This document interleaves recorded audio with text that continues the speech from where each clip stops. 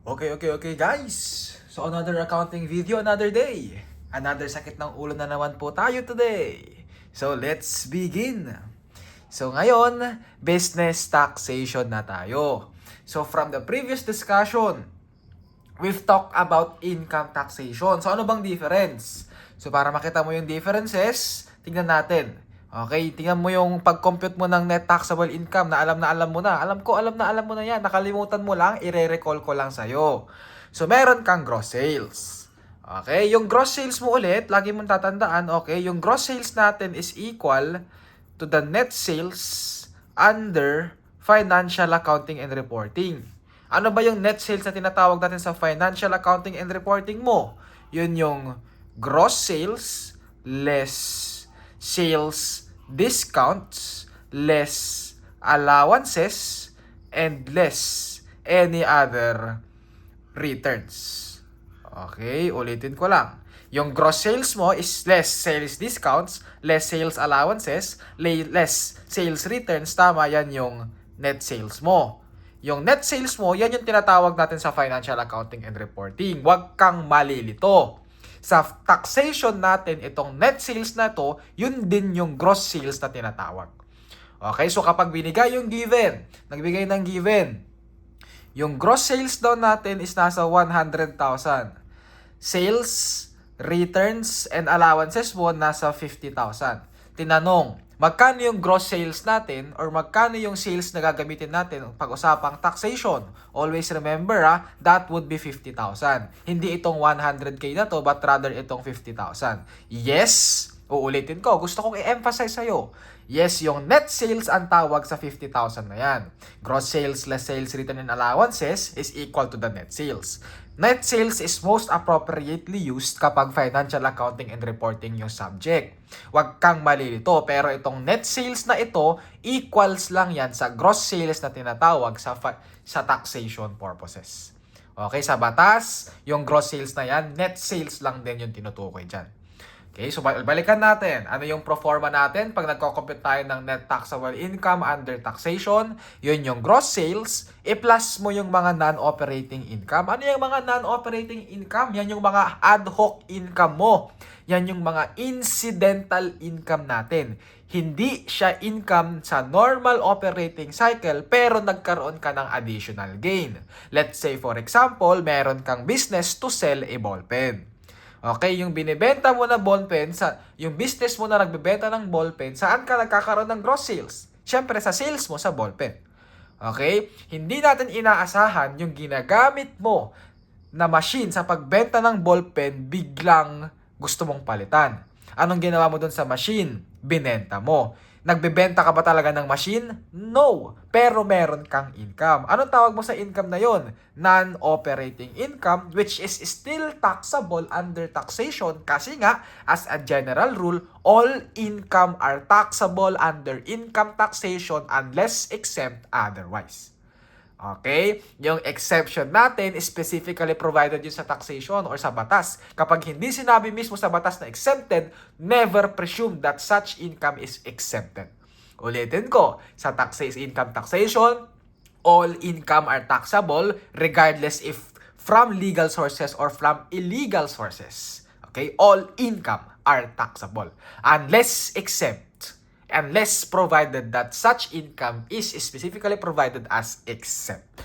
Okay? So, lahat yung income na yan, taxable yan. Ngayon, balikan natin. Gross sales, i-add mo yung non-operating income mo, mahahanap mo yung gross income. Ililess mo yung allowable deduction. Yung allowable deduction, usually, yan yung mga addition, yung mga expenses na na-incur mo during your business.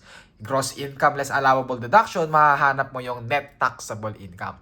Yung net taxable income, i-multiply mo yan sa mga tax rate, mahahanap mo yung income tax due, less mo yung mga tax credit. Pag meron, makukuha mo yung income tax payable. Mag-refer ka sa income tax discussions natin para makarelate ka sa sinasabi ko. Pero related ang concept dito. So bakit ko diniscuss ulit yung proforma sa pag-compute ng net taxable income? Ganito kasi yan. Under income taxation, yung gross income ang relevant sa atin.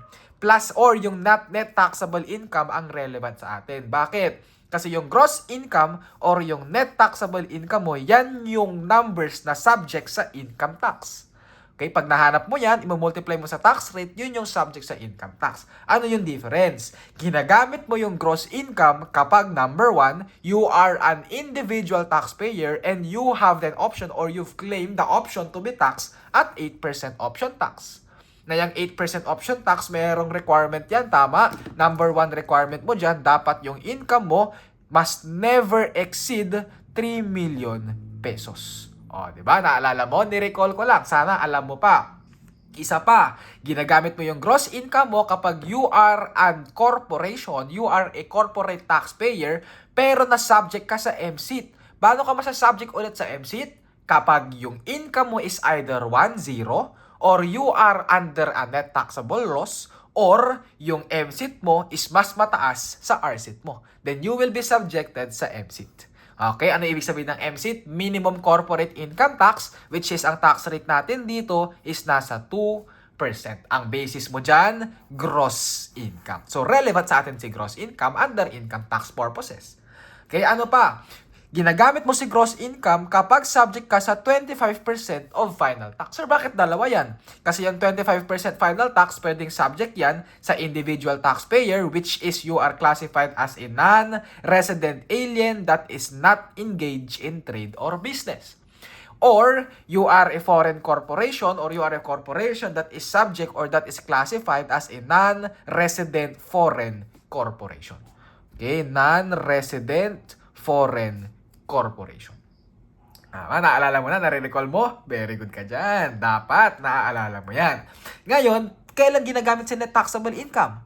Kapag daw yung income mo is subject saan? Sa graduated tax table. Yung graduated tax table, ginagamit mo lang yan kapag you are an individual taxpayer and yung income mo is subject sa regular income tax. Naalala mo pa? Yung income taxes natin, 3. Meron kang regular income tax, final withholding tax, and capital gains tax. Final withholding tax, yung mga passive income mo. Meron kang list dyan. Ano yung mnemonics natin? Rest in peace sa'yo, William and David. Ano yung nasa capital gains tax? Dalawa yun, CGT. Those capital gains tax that are subject to 6%, yun yung mga real property taxes, o yun yung mga real properties that are classified as capital asset. And yung 15% capital gains tax mo, which is yung sale of shares that is not listed sa stock exchange. Okay, dalawa lang yon. Any other income na hindi subject sa final withholding tax and hindi subject sa capital gains tax, saan subject? Yes, regular income tax. Okay? Wherein hindi siya subject sa regular income tax if exempted. And uulitin ko, hindi natin i-assume ang exception. Dapat sinabi mismo sa batas na exempted siya. Okay?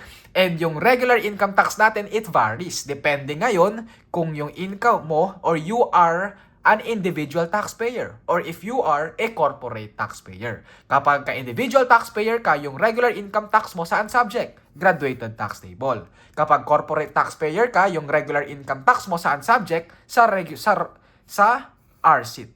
Okay? That is the regular corporate income tax. And ano tax rate natin dito? Marami. Dalawa yan. Pwedeng 25% or pwedeng 20%. Naalala mo pa? Yung 20%, lagi mong tatandaan, it is applicable only if you are a domestic corporation. Kapag resident foreign corporation ka, hindi applicable sa 20%. Pag non-resident foreign corporation ka, hindi applicable sa 20%. Anong applicable sa'yo? 25%, pero hindi yan papasok sa net taxable income kasi nandito yan sa final tax. And ang basis ulit, yung gross income mo. Okay, sana naalala, sana nagigit. Sana, please, kailangan mo to. I-recall mo. Okay?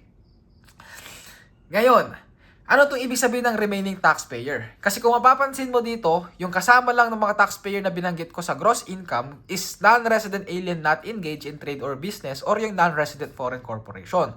So kung hindi ka pasok sa dalawa na ito, saan ka pasok? Dito, sa net taxable income. Ito yung relevant sa'yo. Anong example niyan? Resident citizen. Ano pa? Non-resident citizen. Ano pa? Domestic corporation. Okay? Kaya meron dito, remaining taxpayer. Okay, ulitin ko. Dito sa proforma natin, gross sales plus non-operating income is equal to the gross income. Less allowable deduction, that would be equal to the net taxable income. Yung gross income and yung net taxable income, yan yung relevant sa atin pag-usapang income taxation. Okay? Ngayon, pag-usapang business taxation, hindi na natin aabutin yung gross income and net taxable income. Kasi yung relevant sa atin ngayon, eto daw, yung gross sales. Okay, ano ngayon ibig sabihin ng business taxation? Ang sinasabi ng business taxation, every peso of your sale, every time na magbebenta ka, meron ka na raw tax. Wala daw silang pakialam kung may kita ka o wala kang kita. As long as nagbenta ka, meron ka na raw tax. Yung tax daw na yun, tatawagin natin as business taxation. From the word itself, meron kang tax kasi meron kang binenta. Meron kang business, meron kang binenta. So yung basis ng business taxation natin is only the gross sale. Hindi ka nabababa dyan. Dito na yan, sa gross sales. Or, ulitin ko, yung gross sale natin is equal to the net sales under financial accounting and reporting. Kuha mo yon. Ngayon si business taxation, tatlo yan. Okay, tatlo yung types ng business taxes daw natin. Una, andyan si value added tax. Tawagin natin siya in short as VAT. Okay? Pangalawa, si other percentage tax. Tawagin natin siya as shortcut na other percentage tax. Pangatlo daw, si excise tax. Shortcutin na lang, di ba natin? Wag na lang, excise tax na lang.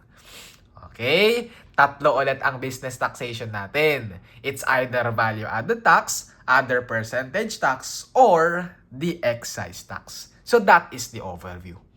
So pasukin na natin yung general rules pag-usapang business taxation. So rules tayo ito yung kailangan mong tandaan throughout the topic of business tax. Okay? Yung VAT natin, yung OPT natin, and yung excise tax natin, tatlo yan. Always remember that value-added tax and other percentage tax cannot be subjected simultaneously. Okay? Hindi pwedeng yung isang transaction daw, in the same transaction, hindi pwedeng yung isang transaction daw is subject sa value-added tax and subject sa other percentage tax. Hindi daw pwedeng mangyari yun. Okay? Yan yung tatandaan natin. But, okay, this is a but a person can be or may be subjected both to value-added tax and other percentage tax. Agoy, sir, nalito na ako. Sabi mo, hindi pwedeng masubject sa VAT and other percentage tax ng sabay. Ngayon, sasabihin mo, merong but na pwede daw masubject sa VAT and sa other percentage tax ng sabay.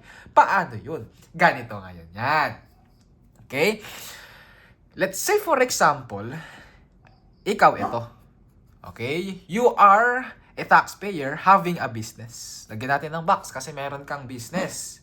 Okay? Yung business mo, business number one daw natin, nagbebenta ka daw ng ballpen. Business number 2 daw natin, nagbebenta ka raw ng pencil.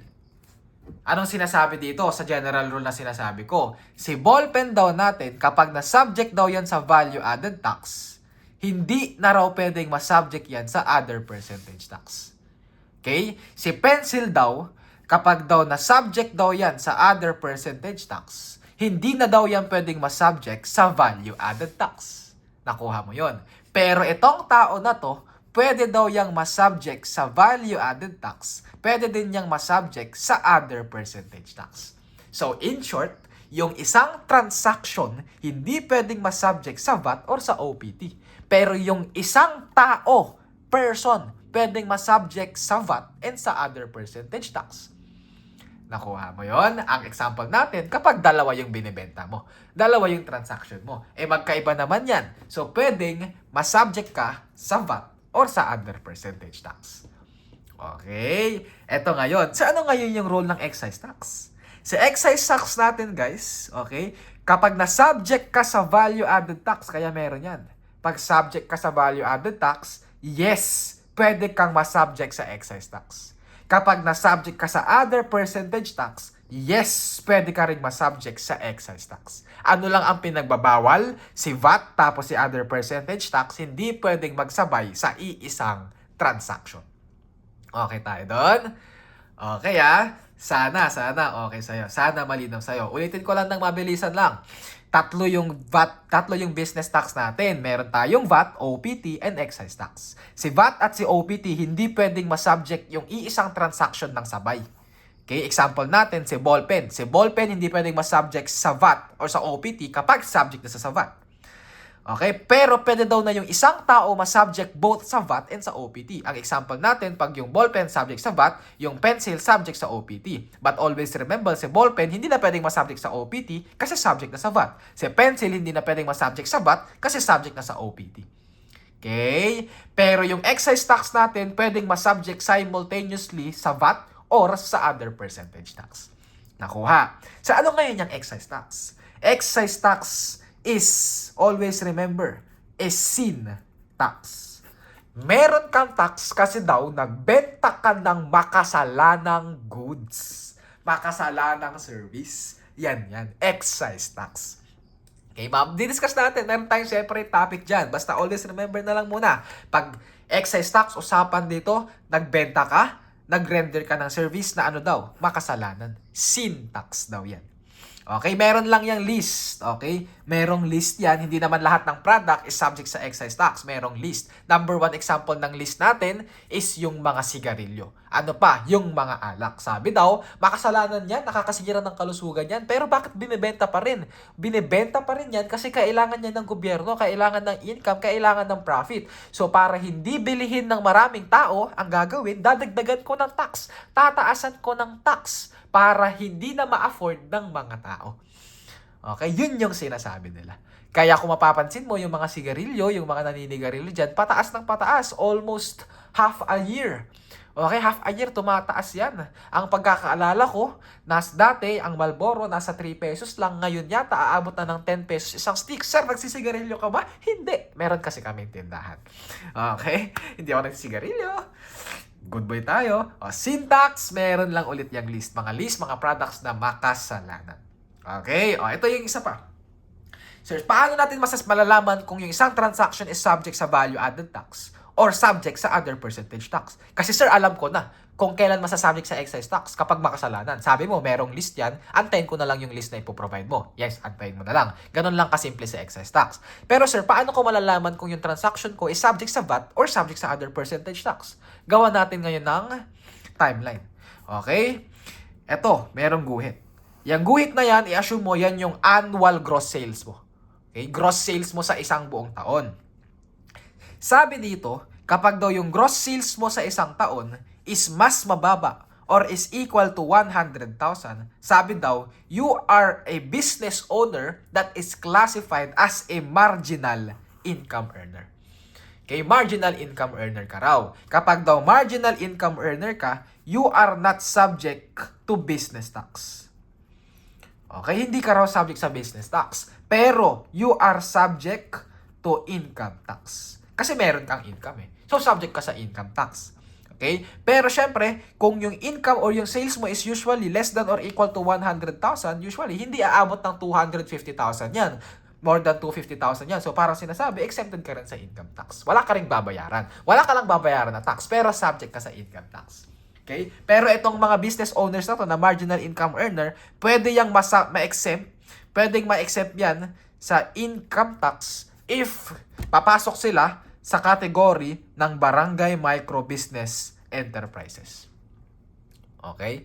Barangay Micro Business Enterprises, magpaparegister ka lang dyan sa Department of Trade and Industry. Tingnan mo na lang yung process. Okay, ulitin ko. Pag yung annual gross sales mo is mas mababa or is equal lang sa 100,000, you are classified as a marginal income earner and you are not subject to business tax but is subject to income tax. Na pwede ka lang ma-exempt sa income tax kapag you are classified as a BMBE.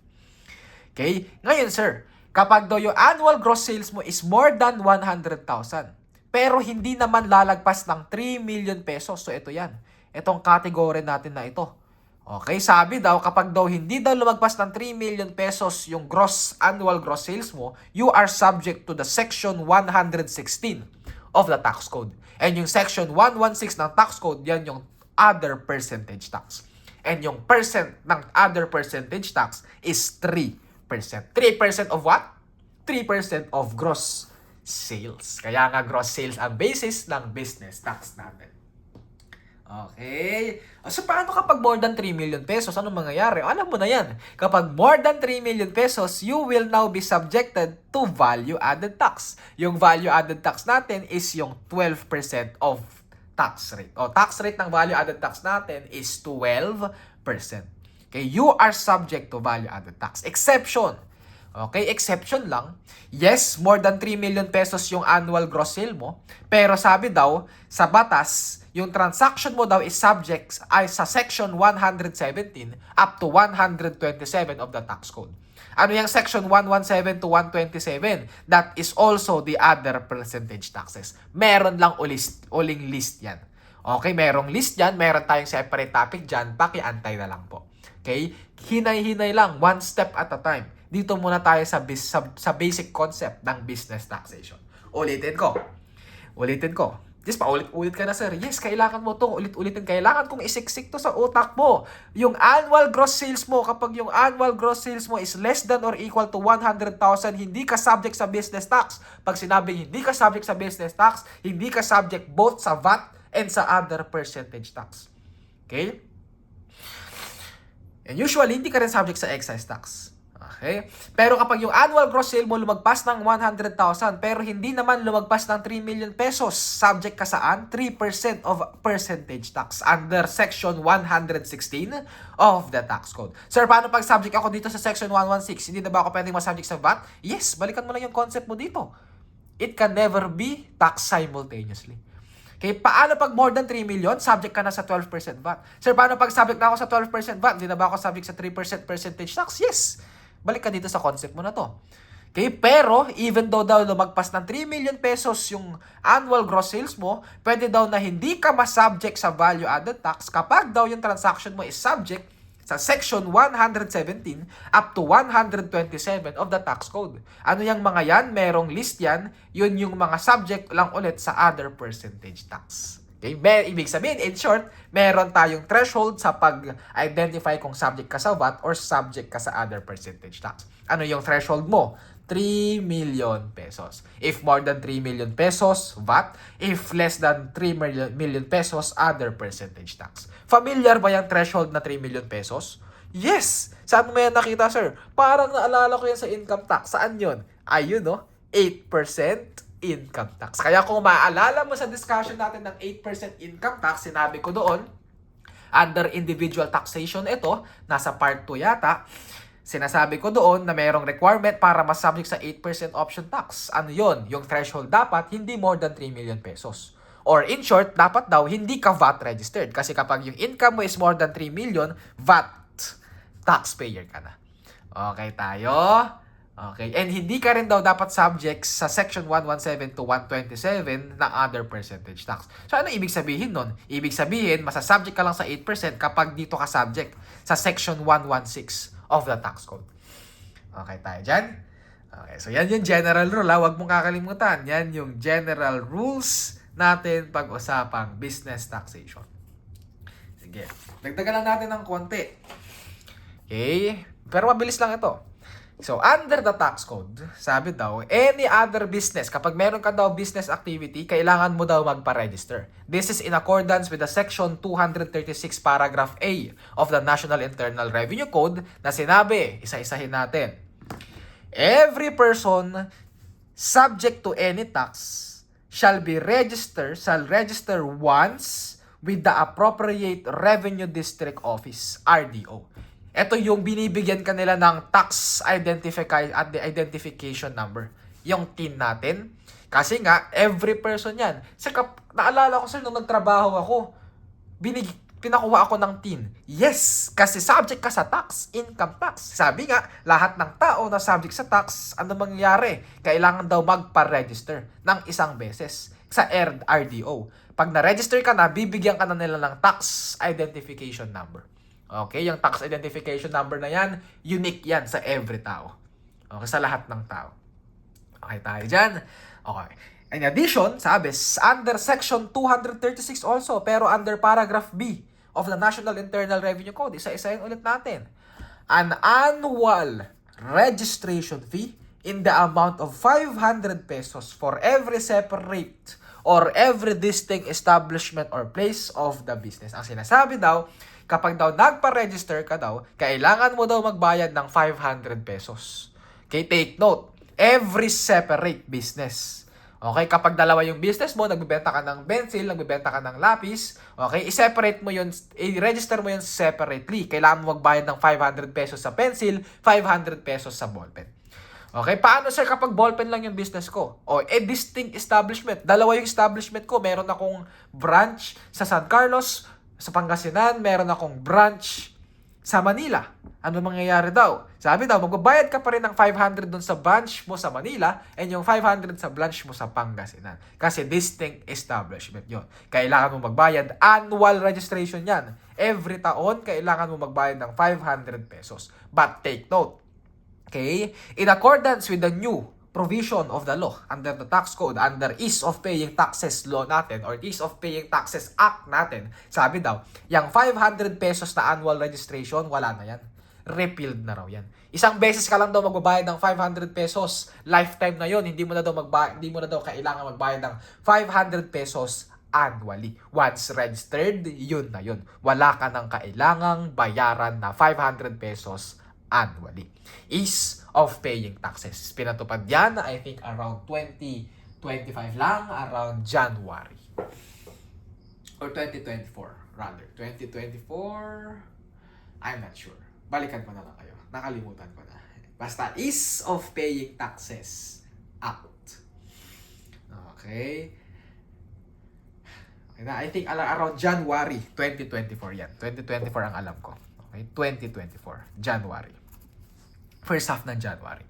Anyway, yan yung registration of the business activity. Ngayon, kapag VAT registration daw, VAT registered ka daw, meron daw tayong tinatawag na number 1, mandatory VAT registration, and number 2, optional VAT registration. Mag-focus lang muna tayo sa mandatory VAT registration. This is in accordance with the section 236, paragraph G of the tax code. Okay, isa-isay lang natin yung sinabi sa batas para mas maintindihan mo. Ang sinabi doon, any person who in the course of trade or in business sells, barters, exchanges of goods, properties, or engages in the sale, exchange of services. Yan daw yun. Okay, sino daw yung pwedeng mas-subject sa VAT? Ito daw yan. Lahat daw ng tao. Any person. Lahat daw ng tao. Na ano daw? Na meron daw ordinary course of trade. Merong trade, merong business. Ano yung trade or business? Nagbebenta raw, pwedeng nagbebenta daw, pwedeng nakikipagpalitan daw, barter or exchange, ng ano yung binebenta, ano yung pinapalit. Pwede daw goods, pwede daw properties, wala daw silang pakialam. Or, hindi daw goods or properties, ano daw nangyari? Nag-engage ka raw sa pagbenta or pakikipagpalitan ng ano? Services. So, in short, ang ibig sabihin lang yan, ang haba na sinabi, in short, kapag meron kang business, okay, meron kang business, dito yan, pwede kang masubject sa value-added tax. Okay, ulitin natin. Any person who in the course of trade or business sells, barters, exchanges, goods, properties, or engages in the sale or exchange of services if, okay, you will be mandatorily required to be VAT registered if, number 1, your gross sales or your receipts for the past 12 months, other than those that are exempt, have exceeded 3 million pesos. Sir, medyo hindi ko maintindihan. English kasi ang haba pa. In short lang, ang sinabi lang neto, kapag sobra na yung gross sales mo or yung gross receipts mo ng 3 million pesos for the past 12 months, sa nakaraang 12 buwan, okay, nakaraang taon mo, lumagpas na ng 3 million pesos, this year daw, you will be mandatorily required to be registered as VAT person. Okay? Subject ka na daw sa VAT. Mandatory yan. Mandatory yan. Di mo na pwedeng i-contest yan. Di mo na pwedeng sabihin na, hindi gusto ko OPT. Wala kang magagawa. Subject ka sa value-added tax. Okay? Etong requirement number 1 na to, yan yung sinabi natin dito. Ini-illustrate natin dito. Kaya nga sinabi ko, pag more than 3 million pesos, subject ka na sa 12% value added tax. Okay? Sir, ano ibig sabihin nung other than those that are exempt? Meron kasing instances na yung business mo nagbebenta ng mga exempt goods. Okay, yung exempt goods, meron ding list yan. Bibigay ko yung list kapag nandun na tayo sa topic, one step at a time, antay-antay ka lang, meron tayong separate video discussion doon. So, meron tayong mga list na exempted or meron tayong mga transactions na kapag binenta mo is exempted daw sa business tax. Okay? Yung sinasabi lang dito, yung 3 million pesos daw na threshold, hindi daw kasama yung mga nabenta mo that is classified as exempt. Okay, ibig sabihin yung mga taxable goods lang yung kasama sa threshold na 3 million pesos. In short, let's say for example, nagbenta ka, meron kang binenta na 2 million pesos. Okay? Ano yung binenta mo? Taxable goods daw yan. Taxable. Tapos nagbenta ka ng 5 million pesos na ano yan? Exempt daw yan. Sasabihin mo, yung total gross sales, sabihin ni Bear, yung total gross sales mo nasa 7 million pesos, subject ka na sa value added tax, boy. Hindi, wag kang papayag, i-contest mo, hindi eh. Sinabi sa batas, hindi kasama sa threshold yung 5 million pesos kasi yung binenta ko dyan is unexempt goods. Ang gross sales ko lang actually is nasa 2 million pesos lang. So, hindi pa ako subject sa 12% value added tax. Dito pa lang ako sa other percentage tax. 3% ka pa lang. Very good. Alam mo na yan. Makipag-away ka lang. Number 2 requirement. Sabi daw, you will be mandatorily required as a VAT registered person if there are, number 2, reasonable grounds to believe that his gross sales or receipts for the next 12 months will exceed 3 million pesos. Ano nga yung sinabi? Anong difference sa 1 and 2? Sabi sa 1 and sa 1, kapag yung income mo for the past year is more than 3 million pesos, ay subject ka na sa VAT. Kapag number 2 daw, hindi daw lumagpas ng 3 million yung gross sales mo in the past 12 months. Pero ine-expect mo raw, reasonable ground, meron ka, naniniwala ka na, meron ng reasonable ground, ine-expect mo na yung income mo dito sa ngayong taon na to, itong susunod na taon na to, is nasa 3 million pesos. Sabi daw, pag ganun daw yung expectation mo, ganun yung projection mo sa sales mo, agay, subject ka na daw dito sa value added tax. Okay, sir, paano ko malalaman? Kasi usually, kapag nagpe-present ka or kapag gumagawa ka ng financial statement mo, bago mag-umpisa ang taon, gumagawa ka ng budget. Okay, yung budget mo, meron na yung mga sales forecast. Pag yung nasa sales forecast mo is more than 3 million pesos, mandatorily required ka na sa value added tax.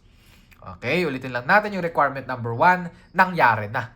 Sumobra na sa 3 million. Sa number 2, mangyayari pa lang. Ine-expect mo pa lang na susobra sa 3 million pesos. Either way, parehas yan, mandatorily required ka nang magpa-register sa value added tax. Mandatory yan. Okay? In addition to that, sabi daw, if yung business mo is dito daw, kapag daw yung business mo is a franchise grantee of number 1, radio, pwede daw television, or pwede daw a broadcasting company. Sabi daw, subject ka daw, or kailangan mo daw magpa-mandatorily be registered sa value added tax if yung gross sales or receipt mo exceeds, hindi 3 million, 10 million pesos for the preceding year. Okay? And dito, sa 10 million pesos sa franchise grantee of radio, television, and broadcasting, walang sinabi sa batas kasi na kapag in-expect mo or merong reasonable ground na sumobra ng 10 million pesos, is subject ka or mandatory required ka na masubject sa value added tax. Walang sinabi. Ang sinabi lang, dapat for the preceding year. Okay, dapat natapos na. Doon ka lang magiging, yung 10 million pesos for the preceding year is or yung gross sales mo from the preceding year is more than 10 million pesos na. Okay, tsaka ka lang masasabik sa value added tax. Sir, anong ibig sabihin nung nasa taas? Ano yung mga tao dun? Yan yung tawagin na natin as others. Okay? Any other business. Lahat ng businesses. Okay? Ganito na natin siya tawagin. Lahat ng businesses, ang threshold natin 3 million pesos. Exception to this general rule, kapag daw franchise grantee of radio, television, or broadcasting company, same rules, pero yung threshold is 10 million pesos. Ganun lang kasimple. Kuha mo yan. Sana makuha mo ha. Mandatory ang pinag-uusapan dito. Mandatorily be registered to VAT. So to value added tax. Ngayon, meron tayong tinatawag na optional value added tax registration. Anong difference? Sa optional, hindi mo na-breach yung threshold. Okay, dito, naalala mo to? Dapat sumobra ng 3 million pesos. Hindi sumobra ng 3 million pesos ang nangyari dito. Nandito ka pa lang. Less than 3 million pesos. Pero, Okay, pero gusto mo raw ma-subject sa value-added tax. This is in accordance with the Section 236, Paragraph H of the National Internal Revenue Code na sinabi, any person who chose to be subjected to value-added tax can be subjected to value-added tax. Okay, pwede. Kung gusto mo, sige, go. Bakit ka naman namin pipigilan? Bakit ka pipigilan ng gobyerno? Pabor kay gobyerno yon. Yung dating 3%, gusto mong masubject sa 12%, go lang. Pwede. Pabor sa amin yon, gusto pa namin yon. Iniisip mo, bakit parang ang tanga ko naman na from 3%, tapos gusto ko pang masubject sa 12%. Meron kasing benefit yon, i-discuss na lang natin under next video. Okay? Antabayanan para maging interesting yung video natin. Okay? Ito ngayon.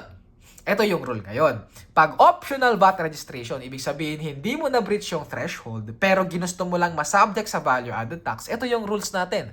Number 1. Number 1 rule, kapag ikaw daw is a franchise grantee of radio, television, or broadcasting company, sabi daw, kapag ginamit mo daw or nagpa-register ka daw sa value-added tax kahit na hindi ka mandatory required, sabi daw, yung registration mo daw sa value-added tax is irrevocable indefinitely.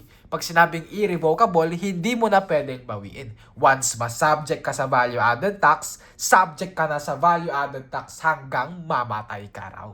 Irrevocable indefinitely. Kahit anong mangyari, magsasubject ka na sa value-added tax of 12%.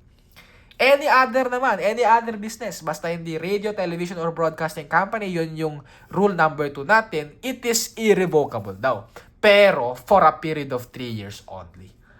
Okay, pag radio, indefinitely. Kapag others, 3 years. Yun yung general rule natin, 3 years. Eto ngayon, yan yung threshold natin dito, 10 million. Ang threshold natin dito, 3 million. Okay, summarize lang natin yung mga concept. Okay, just to wrap it up. Kapag meron kang business, subject ka sa income tax, subject ka sa business tax. Subject ka sa income tax as long as merong income. Pag merong loss, subject ka sa wala. Yes, subject ka sa income tax, pero wala kang babayaran. Unless ka lang corporation ka, tapos meron kang gross income, yun, subject ka pa rin sa tax. Minimum corporate income tax. Okay, tapos na tayo sa income tax. Dito ngayon tayo mag-focus sa business tax. Si business tax natin, 3, value-added tax, percentage tax, tapos excise tax. Pero hindi ko na sinama dito sa illustration sa excise tax. Dito lang tayo sa VAT tapos percentage tax na gusto kong emphasize ulit. Hindi pwedeng masubject sa VAT and percentage tax yung iisang transaction. Kaya sinabi dito, once subject sa value-added tax, it can never be subject to other percentage tax, but can be subject to excise tax. And once subject to percentage tax, it must never be subjected to value-added tax, but can be subjected to excise tax. Okay, percentage tax, next topic yan. Antay-antayin natin yan. Value-added tax, pwede ka daw masubject sa value-added tax. 1, it is mandatorily required. Number 2, ginusto mo lang. Okay, yung mga business natin dyan, pwede natin i-classify as others and for radio television. Kapag daw mandatorily required ka, tapos part ka ng radio, daw sabi, it is irrevocable. Once ma-subject ka sa VAT, yes, subject ka pa rin sa VAT forever. Okay? Merong forever sa value-added tax pag radio. O, dito ngayon, mandatory. Others. Kapag others ka daw, it can be subjected to percentage tax if yung threshold mo is hindi na-breach ngayong taon. O, for example, lagyan natin ng illustration. Mandatory to mandatory. Ikaw ulit to. Year 1, gross sales mo nasa 1 million pesos. Saan ka subject? Other percentage tax. Year 2 mo, ang gross sales mo nasa 4 million pesos. Saan ka subject sa year 2? Still, pag subject ka sa year 2, ang mangyayari kasi dyan, okay, hindi ko na munang pakukomplikaduhin, pero mas komplikado yan actually in real life. Dito ngayon, for year 2, ang subject ka saan? Still other percentage tax. Pero in real life, yung month na-breach mo yung 3 million pesos, from that moment, subject ka na sa value-added tax. Okay? Sige na nga. I-illustrate natin. Let's say, for example, dito, first half, from January to July, ang income mo is nasa 3 million pesos. Hindi pa lumagpas. Starting July, up to December na subject or ang tax mo na or ang gross sales mo na is 4 million pesos. Ano mangyayari? From January to July, subject ka sa other percentage tax. From July to December, subject ka na sa value added tax. Okay, ganyan yung nangyayari dito pag year 2. Pero shortcutin na lang muna natin, other percentage tax pa rin yan. Year 3, anong sinabi dun sa requirement sa year 3? Kapag daw sumobra na ng 3 million pesos yung gross sales mo for the past year, saan ka na subject? Sabihin na natin, gross sales mo dito, regardless kung magkano yung amount. Okay, sabihin na natin yung income mo dito is nasa bumalik ng 1 million pesos. Saan ka subject dito? Still value added tax. Okay, mandatory required. Pero as of year 4, since yung gross sales mo for the past month bumalik or past year bumalik ng 1 million pesos, yung gross sales mo dito is nasa 2 million pesos. Saan ka subject? Other percentage tax. Okay, kasi pwede ka nang bumalik. Bakit? Kasi nung last year mo, hindi naman lumagpas ng 3 million pesos yung threshold natin. Yan yung sinasabi sa mandatory required. Ulitin ko, baka nalito ka. Year 1 income mo or gross sales mo 1 million. Saan ka subject? O other percentage tax. Year 2 yung gross sales mo 4 million. Saan ka subject? General rule mo, other percentage tax pa. Bakit? Kasi yung income mo for the past year nasa 1 million pesos. Hindi lumagpas ng 3 million. Year 3 natin, gross sales mo is 1 million. Saan ka subject ng year 3? Value added tax. Bakit? Kasi yung last year in gross sale mo is more than 3 million pesos. Year 4 mo, magkano gross sales mo? 2 million. Saan ka subject? Other percentage tax. Bakit? Kasi yung past year gross income mo or gross sale mo is nasa 1 million pesos less than 3 million pesos. Kapag mandatory required. Kapag optional registration yan. Let's say for example, year 1, 1 million pesos OPT. Year 2, 2 million pesos pero nagpa-VAT ka na. Okay, gusto mo na magpa-VAT. Year 3, income mo is nasa 500,000. Saan ka subject? Pwede ka bang lumipat ng OPT? No.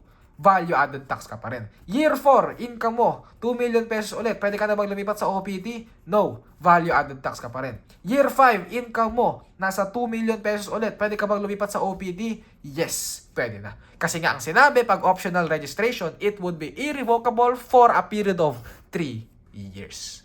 Okay? So, kahit na hindi mo na-breach yung threshold kasi ginusto mo na masabik sa VAT. Kapag ginusto mo na masabik sa VAT, irrevocable yan. Pero up to 3 years lang. Kapag others. Unless pag radio, it would be irrevocable. Okay? So, yan muna for the general concept of business taxation.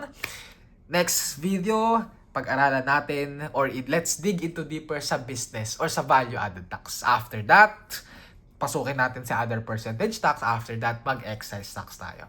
Okay, siguro yung value-added tax natin, hatiin natin sa 2 or 3 videos kasi medyo mahaba yung topic para hindi ka malula and matapos mo yung video discussion. Let's make it short. Yun lang muna. Ciao, God bless, and good luck.